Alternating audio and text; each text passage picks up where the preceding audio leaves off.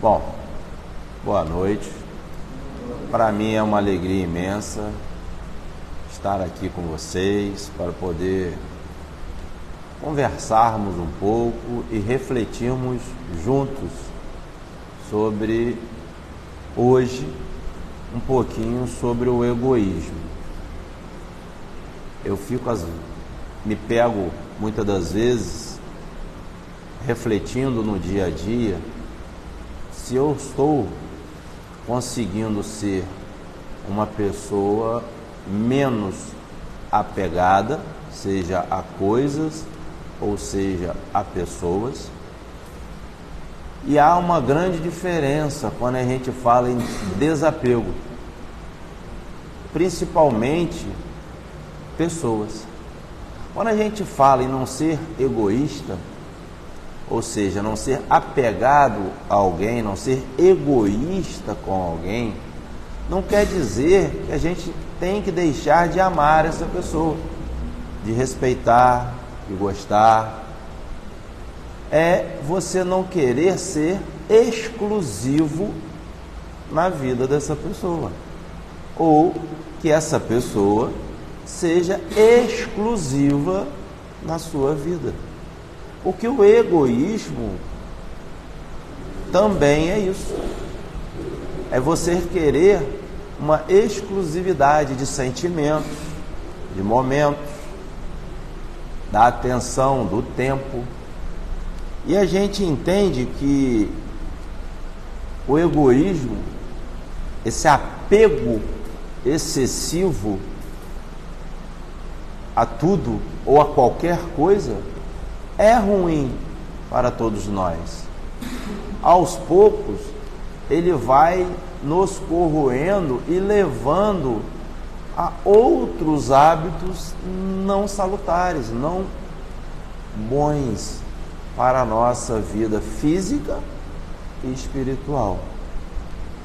Eu vou iniciar nossa reflexão pelo capítulo 11, item 11, do Evangelho segundo o Espiritismo, onde Emmanuel nos traz várias reflexões, mas ele inicia afirmando para a gente que o egoísmo é a chaga da humanidade e que ele deve desaparecer da Terra, porque ele impede o nosso progresso moral.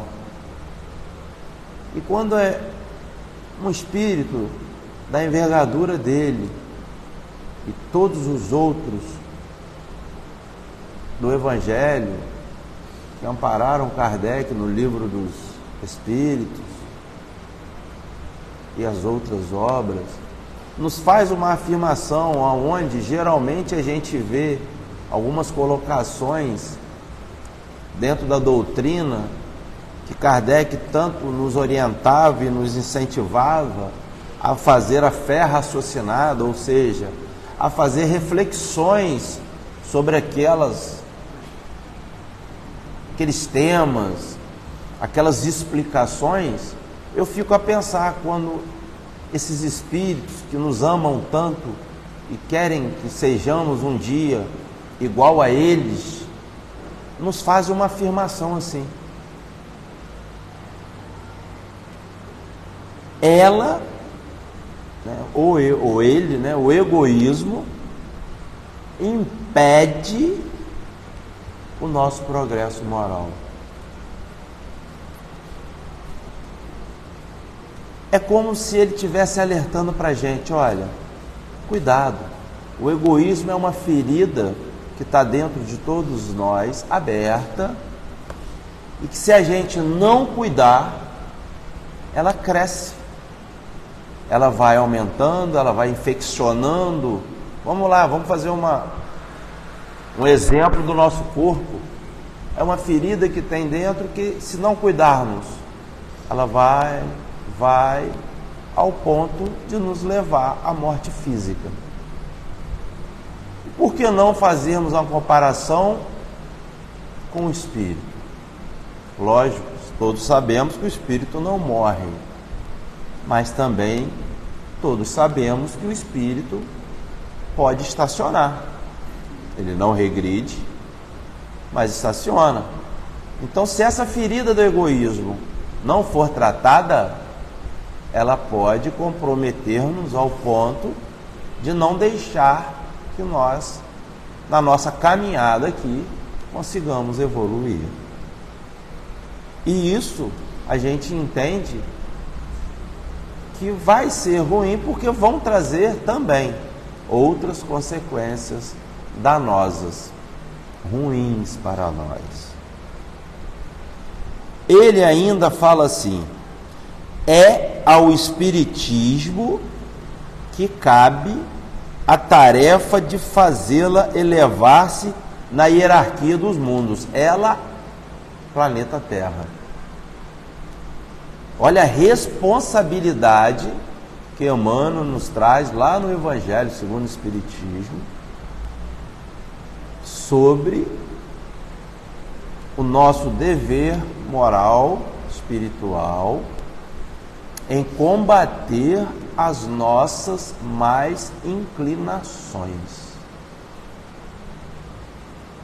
Ao mesmo tempo que ele nos dá essa responsabilidade, ele meio que divide o peso com a gente, para nos ajudar, claro, quando ele afirma assim: os verdadeiros crentes devem dirigir suas armas, suas forças e sua coragem para combater o egoísmo.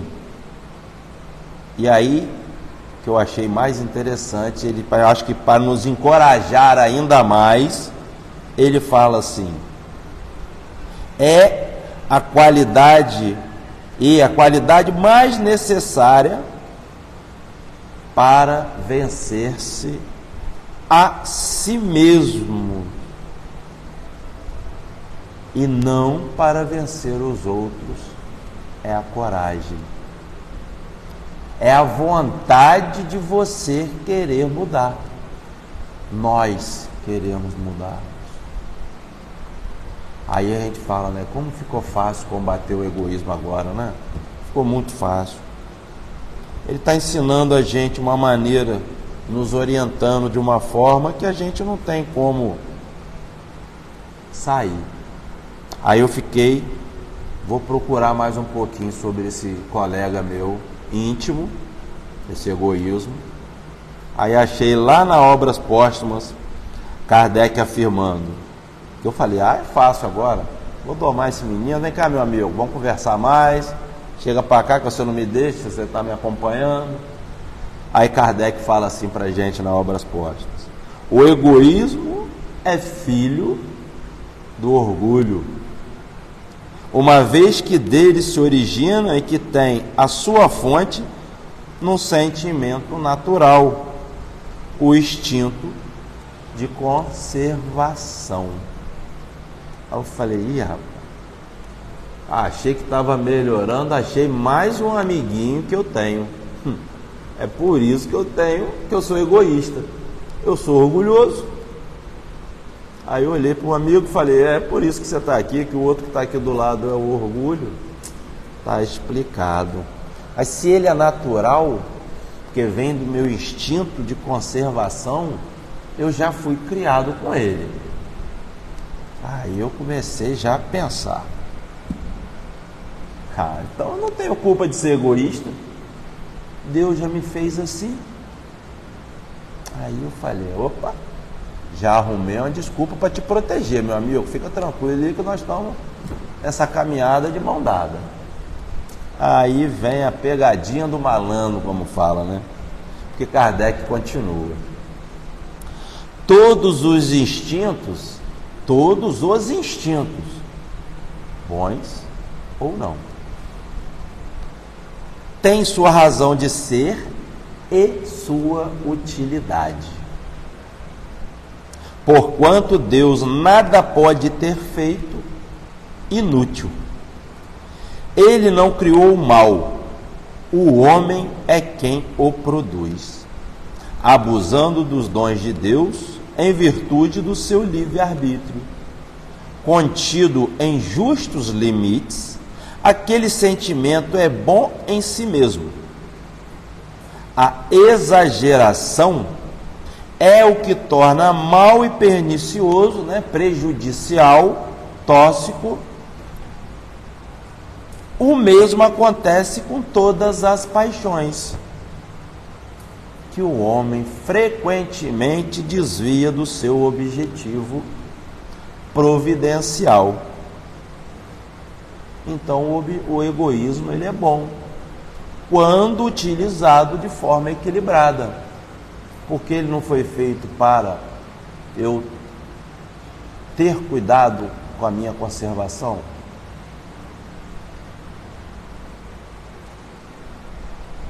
Como que eu vou ter cuidado ao atravessar a rua se eu não tenho medo? Se eu não estou atento?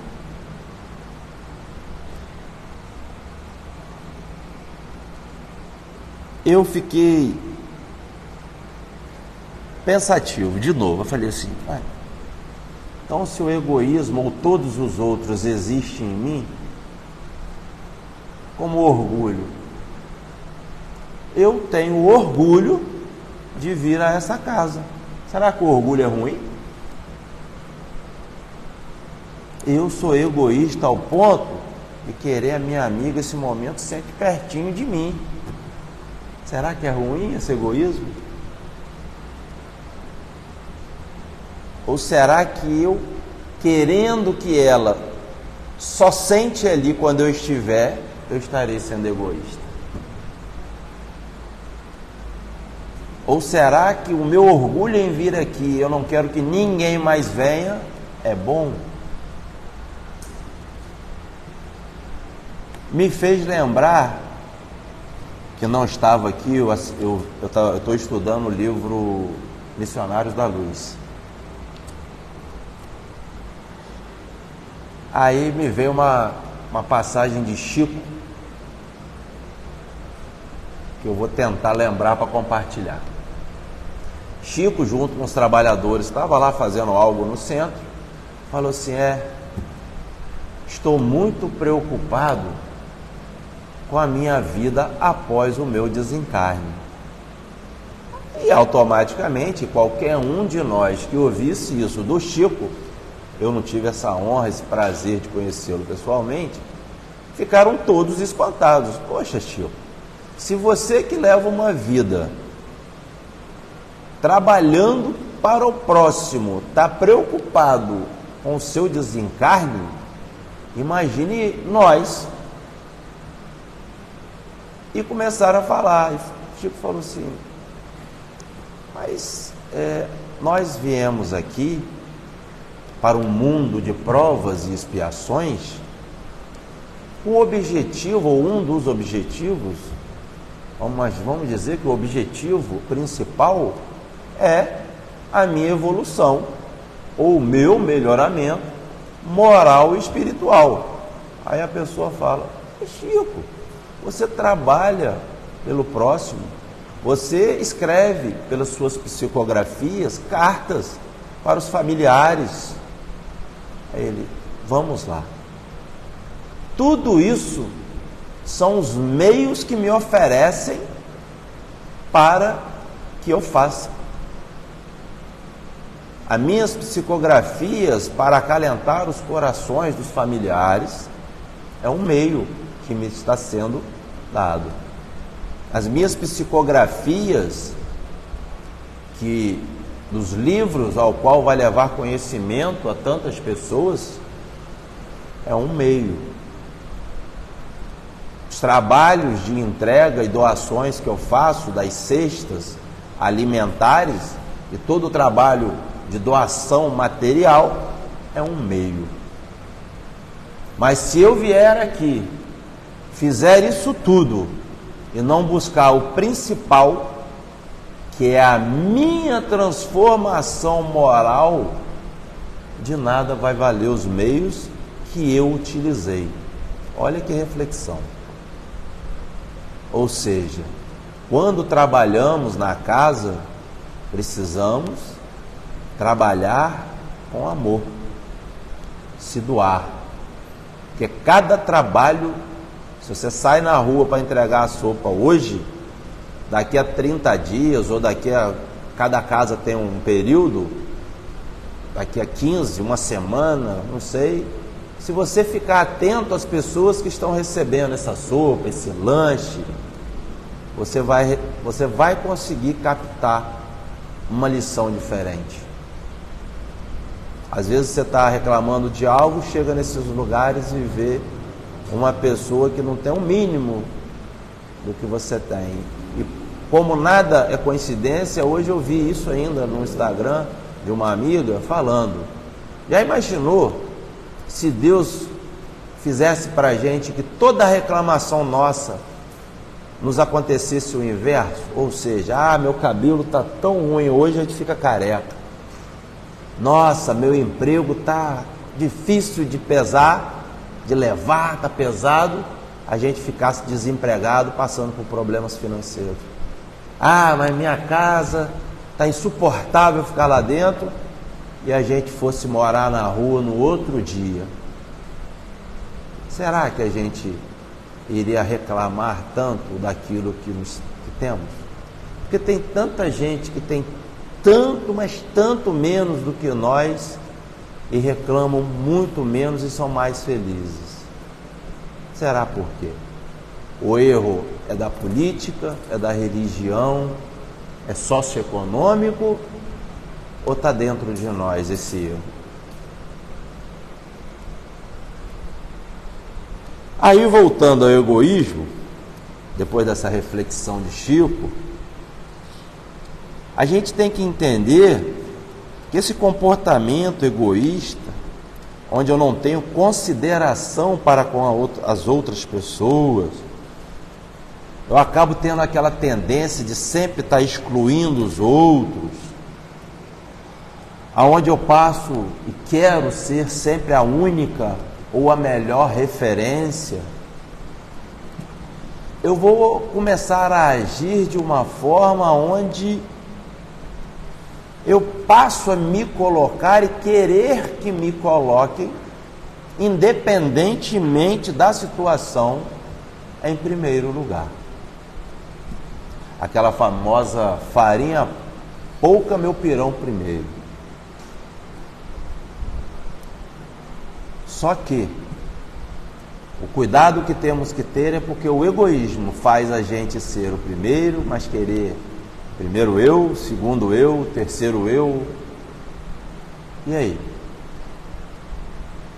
Em que estágio desse eu vou parar e pensar no próximo?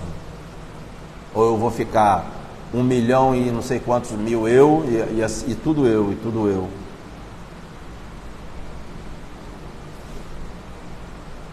O egoísta, ele sempre vai olhar para si mesmo antes de qualquer pessoa. Isso quando ele não... Chega um tempo onde ele não só olha para si mesmo e acabou.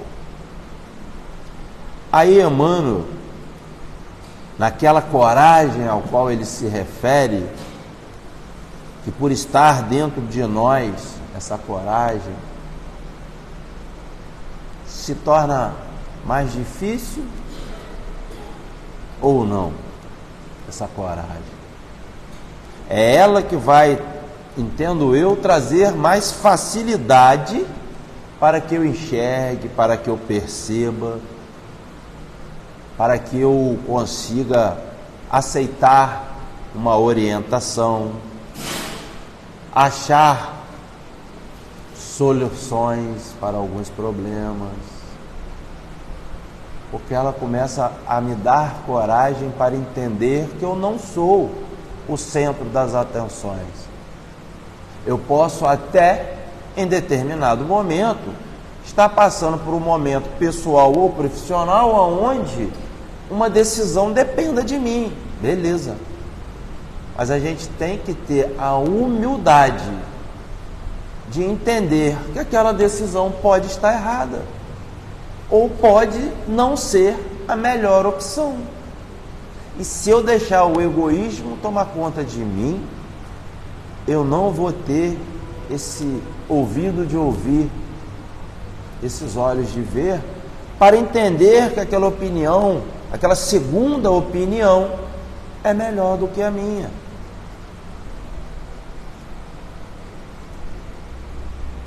Muitas das vezes, às vezes a gente fala, poxa, mas fulano está tão egoísta. Tá, mas e eu? Eu consigo enxergar se eu sou ou não egoísta? Se eu tenho ou não defeitos? Porque se eu olho para mim num espelho, ou sem ele, me visualizo, e entendo que eu não os tenho, seja na proporção que for, eu já tenho que acender uma luz amarelinha, quase vermelha dentro de mim, e começar a refletir mais o meu dia a dia. Porque com certeza eu vou estar sendo egoísta e não admitir que eu tenho esses defeitos. Eu tenho muitos, sem hipocrisia nenhuma. Não vou nem pedir a opinião da minha esposa não, porque aí ela termina de me matar mesmo, né? Assim, né? Não, ela vai falar, Então, a gente tem que tomar esses cuidados. E quando Emmanuel fala ali para a gente sobre as armas, eu acredito ser a vontade, aquela compreensão que a gente vai adquirindo e a aceitação da necessidade de a gente estar eliminando de nós todos esses sentimentos negativos ou diminuindo-os, para que a gente dê espaço para que o amor cresça dentro de nós. Porque nós somos igual um copo d'água. A minha amigona Ana está com uma garrafa, com um galão de 20 litros de amor para me doar, mas eu não tenho 10 ml para aceitar esse amor dela. Eu estou egoísta, eu estou orgulhoso, eu estou vaidoso, eu estou rancoroso, eu estou raivoso.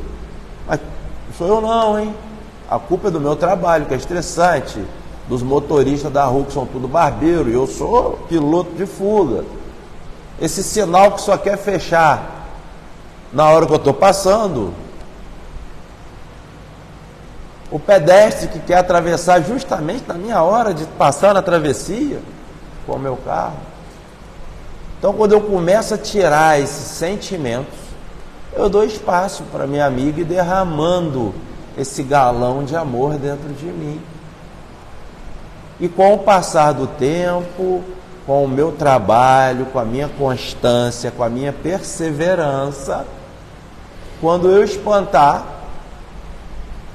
o galão já entrou e as outras coisas estão lá dentro, porém num estado tão pequeno que ao fazer algo, meu amor já... Opa, está errado. A verdade, porque o amor vai me deixar caridoso, paciente, educado, respeitoso. Então essas armas que ele fala, é isso. É fácil? Não. Melhor Casas Bahia que Deus não existe. Ele nem limitar as reencarnações que ele dá para a gente de bônus, ele limita. Ele deixa por nossa conta. Nós temos lá X a pagar, dividido como você quiser, meu filho. Se você quiser aproveitar essa reencarnação para diminuir numa delas só 10 prestações, é contigo. Se você não quiser pagar nenhuma, tá bom, mas vai ter que voltar. Só lembre-se que perdeu. É como se você estivesse na filinha do caixa para pagar. Você perdeu o tempo todinho seu naquela fila. Chegou no caixa, não tem dinheiro para abater nada.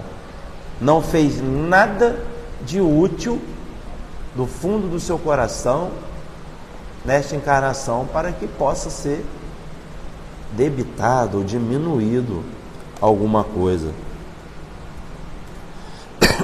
Desculpa.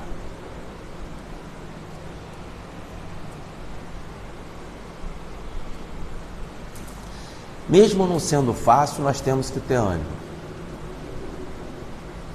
Cuidado para a gente não cair naquela, eu tenho várias encarnações para frente, já evoluí um cadinho nessa, deixa o restante para outra. Porque quando a gente chegar no mundo espiritual, o arrependimento do tempo perdido vai ser grande. Emmanuel nos afirma ainda, o egoísmo é a fonte de todas as misérias terrenas. Ele é a negação da caridade e, por isso mesmo, o maior obstáculo à felicidade dos homens. E nos diz que o maior exemplo dessa caridade foi Jesus. E também nos diz que o maior exemplo do egoísmo foi Pôncio Pilatos. Porque mesmo sabendo que Jesus era inocente, ele lava suas mãos e diz: que me importa, dizendo aos judeus, esse homem é justo, por que quereis crucificá-lo? Mas, no entanto, deixa que o levem ao sepulcro. Esse homem é justo, ele não tinha dúvida.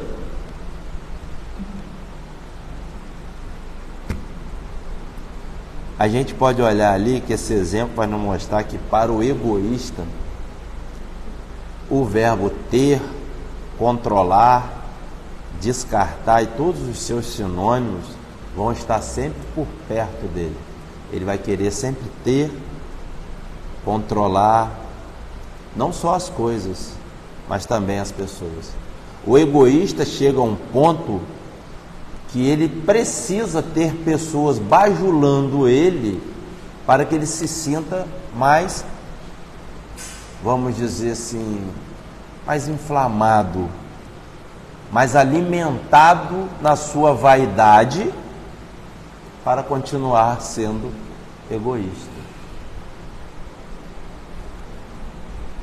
Na questão lá no Livro dos Espíritos, na questão 785, fala para a gente que o orgulho e o egoísmo são os maiores obstáculos para o nosso progresso. E lá na questão 913, a espiritualidade fala para a gente que o egoísmo é o pior dentre os vícios, porque dele deriva todo o mal. Se observarmos a fundo todos os vícios, veremos que no fundo de todos há egoísmo, e que ele é incompatível com a justiça, o amor e a caridade. Ele neutraliza todas as outras qualidades. Olha só, foi, como diz um amigo, foi a espiritualidade no Livro dos Espíritos, questão 913, que está falando isso. Está afirmando isso para todos nós. Aí eu me perguntei de novo, tem algum sentido em eu ser egoísta? E eu deixar esse sentimento crescer dentro de mim, me dominar? Querer ser esse centro da atenção, o dono da razão? A gente pode sim, gente, e vai estar muitas vezes certo em muitas opiniões. Mas cuidado, isso não é certeza e nem verdade absoluta para todo sempre. A gente às vezes faz isso, inclusive dentro da nossa própria casa. Por que não uma pessoa mais jovem não pode ter uma opinião mais assertiva em algum assunto, mesmo que seja da vida? Às vezes a gente pensa, ele é jovem, é da era da internet, só entende disso. Não. Se pararmos para conversar com os nossos jovens e até algumas crianças, nós vamos ver que eles têm opiniões que nos levam a refletir. Se dermos oportunidade, vão nos fazer perguntas que vão nos deixar sem graça, porque não vamos ter uma resposta apropriada para dá-los. e vamos meio que dar uma disfarçada, engambelar ele ali, sair na tangente, mas cuidado que ele vai voltar. Papai, mamãe, tio, vovô, vovó, o senhor não me respondeu aquela pergunta não, mas que é aquilo assim, assim, assim? Por que não inverter? O que você acha? Qual a sua opinião sobre isso? E aguardar para vermos qual vai ser a resposta. Pode ser que sejamos surpreendidos.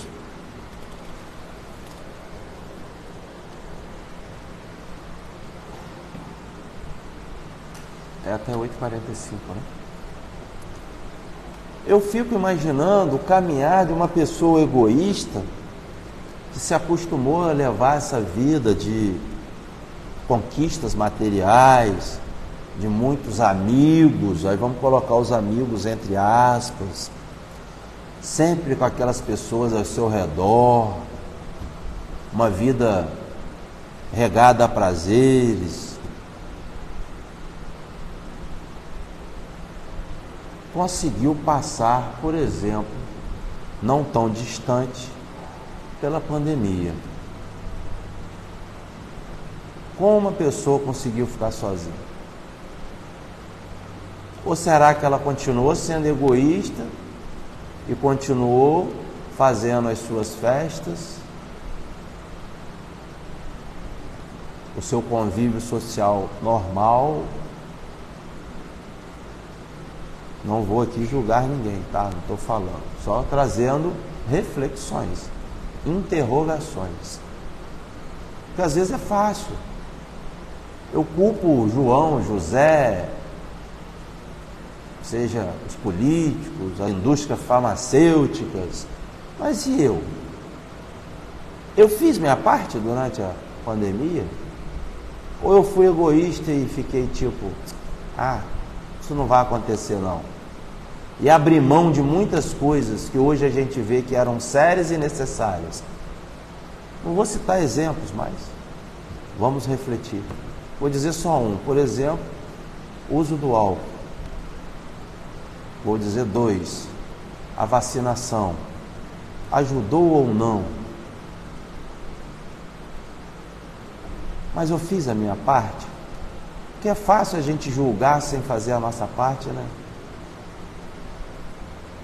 Até que um dia eu, muito egoísta, me vejo abandonado, meu dinheiro acabou, as pessoas se foram, minhas posses acabaram. Aí, como diz o ditado, se não vai no amor, vai na dor. Aí vai chegar um momento que aquela, vamos dizer assim, a alma esquecida, vamos dizer entre aspas, a alma, o meu lado espiritual que eu quis esquecer durante a minha caminhada, vai bater a minha porta da minha consciência e vai me cobrar. E o preço é alto. E essa hora ninguém está livre e chega para todo mundo que é a hora do desencarne. É a hora que perdemos o nosso corpo físico, retornamos à nossa pátria espiritual e teremos que prestar conta a nós pela utilização desse corpo, do meu tempo, e tudo aquilo que eu fiz de bom vai para um ladinho da balança e o que eu fiz de mal também. Lembrando que também está no Livro dos Espíritos, que diz que todo o bem que eu deixo de fazer, eu favoreço o mal.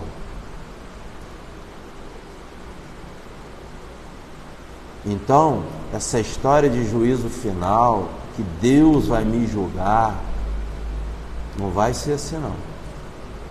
O julgamento vai ser feito pela nossa consciência, o que fizeste ou o que fizemos da utilização do nosso livre-arbítrio. É isso que vai diferenciar todos nós aqui. Não tem. Se eu quis levar uma vida sem sentido, passando por cima de todo mundo, magoando, ferindo as pessoas, o que eu vou receber lá na frente? Ou às vezes até aqui mesmo. Eu levo lá X anos fazendo isso, e de repente eu começo a ter um vazio existencial dentro de mim. E através desse vazio, a gente está vendo aí, vem tantas outras coisas. As nossas síndromes do pânico, depressão, ansiedades.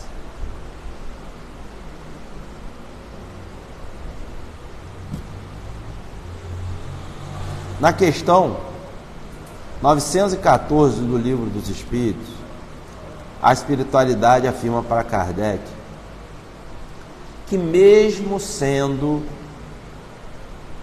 difícil arrancar do nosso coração o egoísmo, já fundado pelo interesse pessoal, é possível. Aí nos dá aquele ar, aquele ânimo para pensar: se eu tiver mais um dia, eu vou fazer esse dia diferente.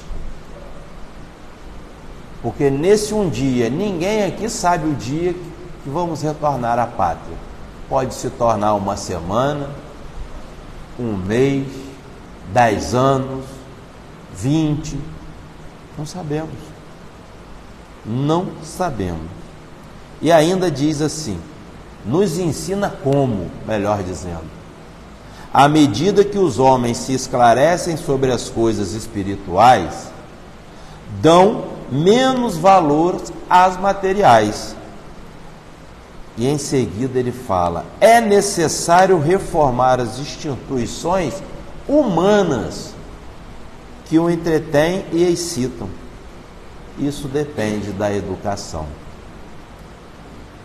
Essa é a educação espiritual. O conhecimento e o entendimento do que é realmente evoluir moralmente e espiritualmente. Lá na 917 do Livro dos Espíritos, Kardec faz uma pergunta mais direta ainda. Olha o que ele pergunta: qual é o meio de se destruir o egoísmo?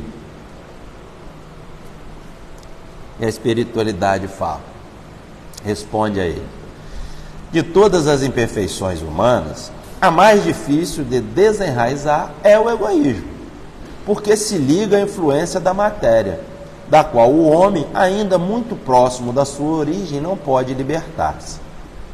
Tudo concorre para entreter essa influência.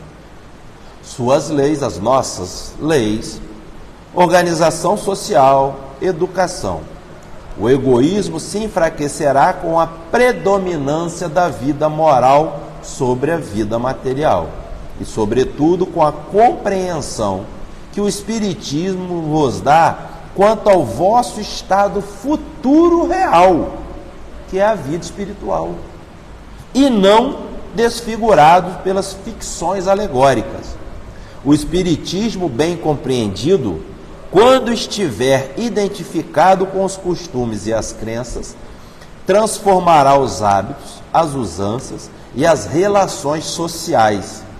O egoísmo se funda na importância da personalidade. Ora, o Espiritismo bem compreendido, repito, faz ver as coisas de tão alto que o sentimento da personalidade desaparece de alguma forma perante a imensidade. Ao destruir essa importância, ou pelo menos ao fazer ver a personalidade naquilo que de fato ela é, combate necessariamente o egoísmo. Que lindo! E que responsabilidade!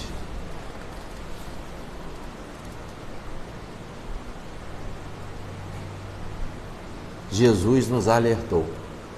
Está lá em Mateus capítulo 7, versículo 13 e 14. Para a gente... Entrem pela porta estreita, pois a larga é a porta e amplo o caminho que leva à perdição. E são muitos os que entram por ela.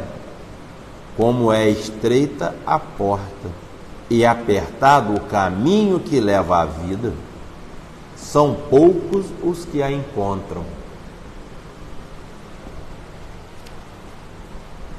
Eu li aí, já a hora já está dando, tem outras reflexões, mas para encerrar,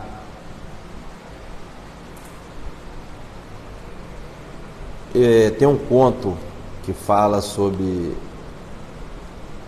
um conto árabe. 3 viajantes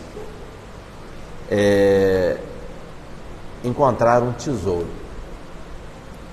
Aí eles foram caminhando com aquele tesouro, sentiram fome. Aí eles pararam e pensaram assim: poxa vida, vamos ter que comprar comida. Aí 2 deles, enquanto um saiu para comprar comida, virou para o outro, falou assim: poxa, fulano vai, e aí, vamos sair, vamos embora, vamos deixar? Não, a gente está com fome, a gente não vai longe. Entendi. Aí o que estava indo comprar a comida pensou: cara, vou envenenar a comida, eles vão morrer e eu vou ficar com todo o tesouro. Só que os colegas que lá estavam, devido à demora, também pensaram a mesma coisa.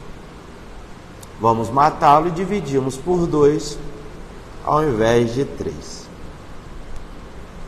Até aí todo mundo entendeu, né? Um saiu para comprar comida, pensou: vou envenenar a comida para matar os 2. Os 2, vou matar ele para a gente dividir só nós 2. Beleza. E assim foi feito. O coleguinha lá envenenou a comida e foi levando. Encheu a barriguinha lá e veio levando. Quando chegou, os 2 mataram ele. E o que eles fizeram depois? Comeram a comida. Então, em busca desse tesouro humano, todos eles morreram. Ninguém ficou com o tesouro por causa do egoísmo. Espero ter trazido uma boa reflexão para vocês. Infelizmente, o horário, temos muito para falar, mas o horário não ajuda, né? Porque